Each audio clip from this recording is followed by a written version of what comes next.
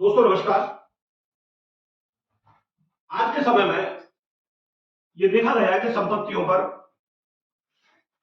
आए दिन जो है मुकदमे दायर होते हैं, आए दिन विवाद होते रहते हैं। कोई आदमी किसी की संपत्ति में अनाधिकार रूप से प्रवेश करता है, किसी की संपत्ति पर कब्जा करता है, जबरन निर्माण करता है, किसी व्यक्ति को उसकी संपत्ति से कोई बेदखल करता है या अवैध विवाह अगर कोई हो रहा हो, तो इन सब चीजों के संबंध में आप स्टे ऑर्डर कैसे लें। बोलचाल की भाषा में जिसको हम स्टे ऑर्डर कहते हैं वो इंजंक्शन ऑर्डर होता है, निषेधाज्ञा आदेश। तो आज हम आपको इस वीडियो में यही बताने जा रहे हैं कि ये स्टे ऑर्डर होता क्या है आखिर, और ये कैसे मिलता है, कहां से मिलता है, और इस स्टे ऑर्डर को प्राप्त करने में कितना समय लगता है, और अगर कोई स्टे ऑर्डर की अवहेलना करता है, यानी कि कोई स्टे ऑर्डर को मानने से इनकार करता है, तो उसको न्यायालय क्या पनिशमेंट दे सकती है। तो दोस्तों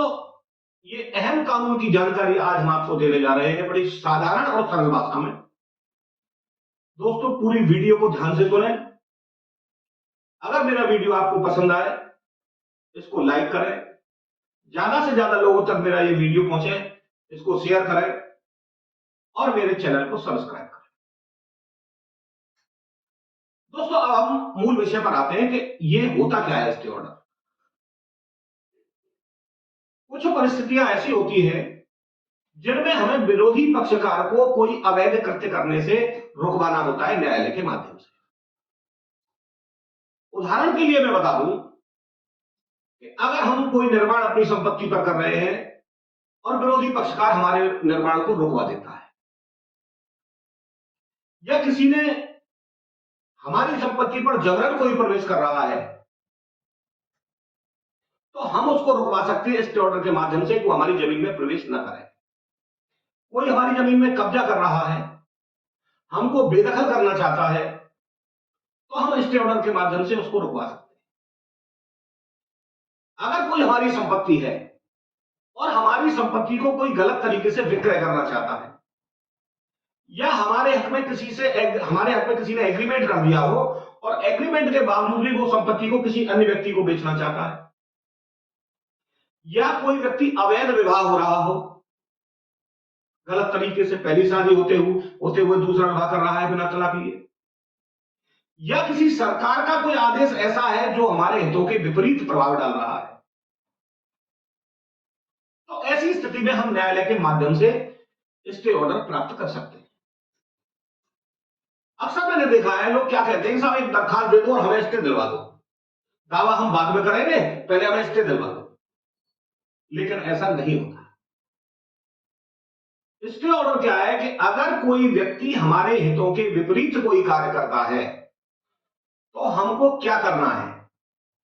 अगर कोई मुकदमा हमारा और विरोधी पक्षकार का पहले से ही चल रहा है और वो विरोधी पक्षकार हमारे हितों के विपरीत कोई कार्य कर रहा है, हमारी संपत्ति पर जबरन कब्जा करना चाहता है, अगर हमारे हक में कोई एग्रीमेंट है, वो अन्य किसी को विक्रय करना चाहता है, बहुत सारी चीजें जो मैंने अभी आपको बताई, तो हमको क्या करना है। सर्वप्रथम दोस्तों सर्वप्रथम हमको करना है कि सीधा वकील से जाके संपर्क करना है, दीवानी के वकील से, सिविल का जो लॉयर है उनसे संपर्क करना है, और उनके माध्यम से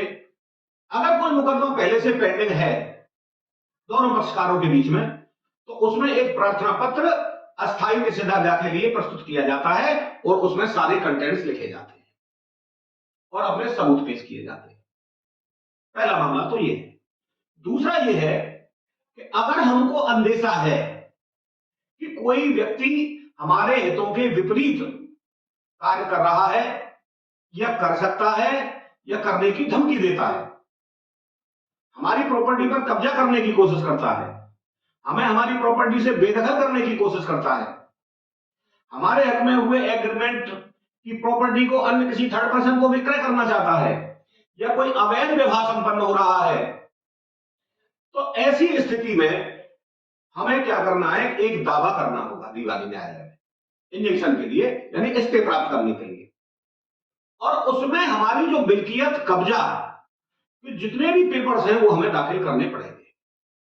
और उसमें एक प्रार्थना पत्र दिया जाता है आदेश 39 नियम 1-2 जाब्ता दीवानी, यानी सिविल प्रक्रिया के तहत आदेश 39 नियम 1 व 2 में यह प्रावधान है कि हम कोर्ट से विरोधी पक्षकार के खिलाफ जो हमारे हितों के विपरीत कार्य कर रहा है निषेधाज्ञा हासिल कर लें। तो उसमें प्रार्थना पत्र हम लगाएंगे निषेधाज्ञा के लिए कि इस व्यक्ति को रोक दिया जाए, ये हमारे हितों के विपरीत कोई कार्य न करे, जो भी वो कर रहा है उसका रॉन्गफुल जो एक्ट है उसको करने से उसको रोक दिया जाए,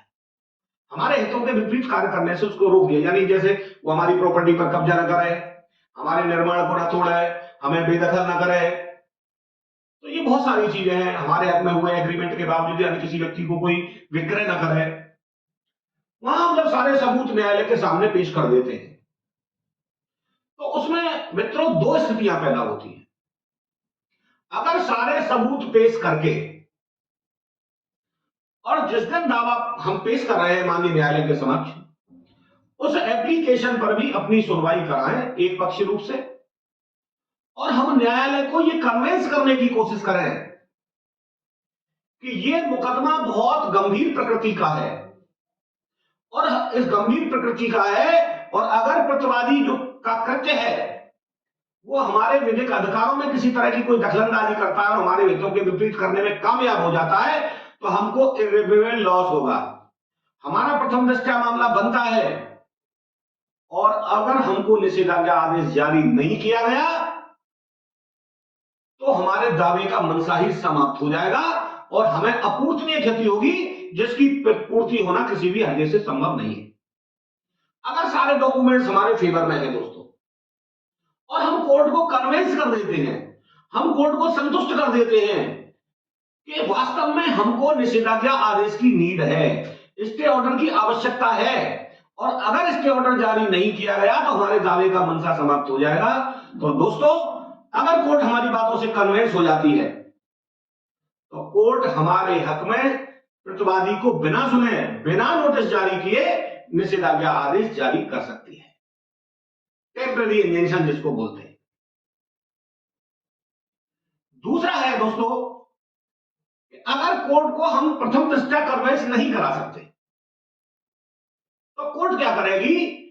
प्रतिवादी जिसके खिलाफ हमने दावा किया है उसको नोटिस जारी करेगी, उसको दावे और प्रार्थना पत्र पर आपत्तियां दाखिल करने का समय देगी और दोनों पक्षों को सुन करके मेरिट पर स्टे का आदेश प्राप्त करेगी।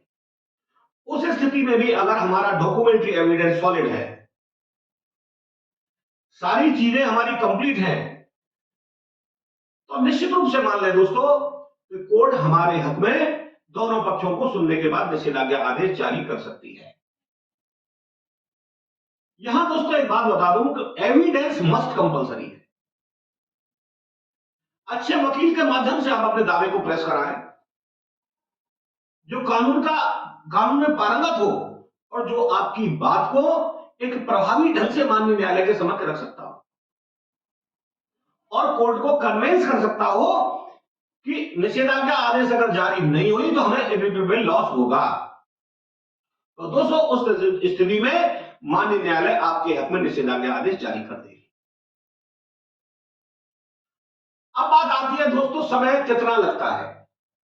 एक स्थिति तो यह आ गई कि कोर्ट सेम डे भी आपके हक में आदेश जारी कर सकती है। दूसरी स्थिति यह आई कि कोर्ट अपोजिट पार्टी को नोटिस जारी करके नोटिस की तामील करा के उससे आपत्तियां मांगे और मेरिट पर उस एप्लीकेशन को सुने, तब आपके हक में निषेधाज्ञा जारी हो सकती है। इसमें दोस्तों महीने, 1.5 महीने, 2 महीने का टाइम भी लग सकता है और सारी चीजें परिस्थितियों के ऊपर डिपेंड करती हैं। स्टे देना न्यायालय का अपना विवेकाधिकार होता है। हमें केवल अपना कर्म करना है, हमें पर्याप्त सबूत कोर्ट के सामने देने हैं और कोर्ट को कन्विंस कराना है कि ये जो हमने दावा किया है मजबूरन दावा किया है और जो प्रतिवादी है हमारे हितों के विपरीत कार्य कर रहा है। जैसे मैंने आरोप कि आपको बेदखल करना चाहता हो, आपकी संपत्ति पर से आदि जो मैंने पॉइंट अभी आपको बताए, और ये कोर्ट को भी बताना है कि अगर हमको स्टे जारी नहीं किया गया, निषेधाज्ञा आदेश जारी नहीं की गई तो हमारे हितों पर विपरीत प्रभाव पड़ेगा। तो दोस्तों सजग रहें, सावधान रहें। अगर आपकी प्रॉपर्टी पर कोई जबरन कब्जा करना चाहता हो, अगर आपको कोई धमकी भी दे रहा हो, वो किसी तरह का प्रयास कर रहा हो, जैसे मौके पर बहुत से लोग क्या करते हैं, अमला मसाला मंगा लेते हैं, मटेरियल निर्माण का मंगा लेते हैं, या कोई हमारे निर्माण को तोड़ रहा हो, या हमें कोई निर्माण नहीं करने दे रहा हो, बहुत सारे जो हमारे हितों के विपरीत कार्य हैं, उनको अगर करने से प्रतिवादी को रोकना है तो तुरंत एक दावा करे और उसमें स्टे के लिए प्रार्थना पत्र लगाए और माननीय न्यायालय को सारे सबूतों के साथ में उसको कोर्ट में पेश करें और माननीय न्यायालय को कन्विंस कराएं, तो निश्चित रूप से आपके हक में निषेधाज्ञा आदेश जारी हो जाएगा दोस्तों। अब बात आती है दोस्तों, अगर न्यायालय द्वारा टेम्पररी इंजंक्शन, अस्थायी निषेधाज्ञा हमारे हक में जारी कर दी गई, तो उसकी सूचना विरोधी पक्षकार को न्यायालय द्वारा दी जाएगी। नोटिस के साथ में ही, नोटिस सम्मन के साथ में ही उसकी एक प्रति भी दी जाएगी और उस नोटिस की सूचना होने के बाद प्रतिवादी पर जब उस ऑर्डर की भी तामील हो जाती है कि भाई स्टे कर दिया गया है कोर्ट के द्वारा, अगर प्रतिवादी कोर्ट के ऑर्डर को मानने से इनकार कर देता है, लेकिन कौन सी स्थिति में, जब स्टे ऑर्डर की सूचना उसको हो जाती है आपके विरोधी पक्षकार को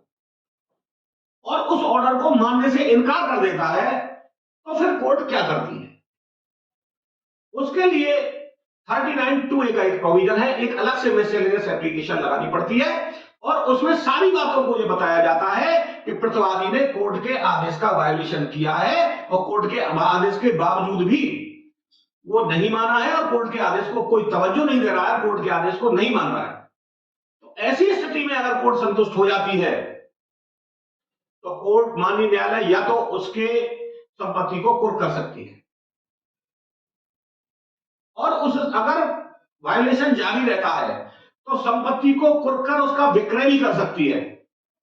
और उसमें से जो इनकम है, जो प्राप्तियां हैं, उनसे वादी की क्षतिपूर्ति कर सकती है, वादी को परितोषण भी दिलाया जा सकता है। दूसरा क्या है दोस्तों, प्रतिवादी को अगर वह कोर्ट के न्यायालय के स्टे ऑर्डर को नहीं मानता तो उसको 3 महीने के सिविल कारावास में भी न्यायालय भेज सकती है। तो दोस्तों सजग रहें, सावधान रहें। अगर कोई व्यक्ति ये सोचता है मात्र एप्लीकेशन के आधार पर आपको स्टे मिल जाएगा, नहीं मिलता, किसी दावे में ही, मुकदमे में ही आपको स्टे की एप्लीकेशन देनी पड़ेगी, तभी न्यायालय आपके हक में निषेधाज्ञा आदेश जारी करेगा। तो दोस्तों आज के वीडियो में बस इतना ही। अगर मेरा वीडियो आपको पसंद आया है तो इसको ज्यादा से ज्यादा शेयर करें, लाइक करें, मेरे चैनल को सब्सक्राइब करें। अगले वीडियो में एक नई समस्या के साथ, नई कानून की जानकारी के साथ हम आपसे मिलते हैं। जय श्री राम, राधे राधे, जय श्री कृष्ण।